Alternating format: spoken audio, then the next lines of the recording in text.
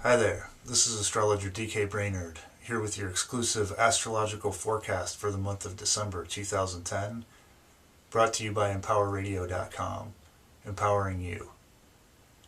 Well, the last couple months have given us sort of a break from the super intense energy of 2010, but I think we're going to see that intensity come roaring back in December. We start off the month with a Mars-Uranus square in the first few days of the week, and then a new moon in Sagittarius on Sunday, December 5th. Now, interestingly enough, the new moon in Sagittarius is conjunct a point in deep space called the Great Attractor. They made a joke about it in the movie Men in Black, but it really is this supermassive black hole that's kind of sucking everything around it into itself at these amazing speeds. Well, we're not going to get sucked into it anytime soon. What does happen when things like a new moon, which is already a powerful astrological event, line up with the Great Attractor, is that we get this energy that, as one observer said, can bend the fabric of time-space. So what does that mean practically? It tends to really activate psychic phenomena. Sometimes these psychic phenomena can occur as glimpses way into the future or into alternate realities. Whatever this indicates for us, new moons are always a time to let go of something old and tune into something new. So pay attention to what you're getting in your dreams, bizarre visions that you might be having, or things that seem to synchronistically intersect in your life. Sagittarius is the sign that teaches us about belief, about the search for truth, and about the higher mind, about embodying our higher self into our being here on Earth. So those are going to be some of the themes of that new moon. But practically, it's also going to be a very intense energy time. And that Mars-Uranus square leading up to the new moon here in the first week of December is kind of a recipe for chaos and accidents and things like that. Really important to check in with your anger energy and see how you're doing with that, because repressed anger can tend to bring out the worst qualities of that Mars-Uranus energy. Otherwise, positively, we can see that as sort of sudden, shocking, surprising bursts of enlightenment or revelation. On December 10th, Mercury goes retrograde in the sign of Capricorn, the last Mercury retrograde of the year.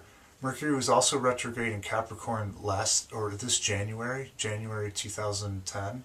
So you might want to look back and see what was going on in your life in January, because you're going to see the next level of that energy more than likely this December.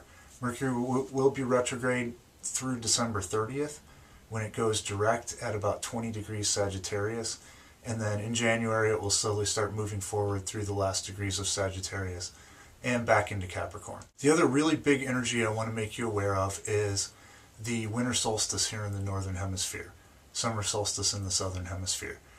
On the solstice, which is already a very powerful energy time, we have a full moon lunar eclipse in the very last degree of Gemini. Now this continues a string of last degree new moons, full moons, and eclipses that have been going on for the last year or so.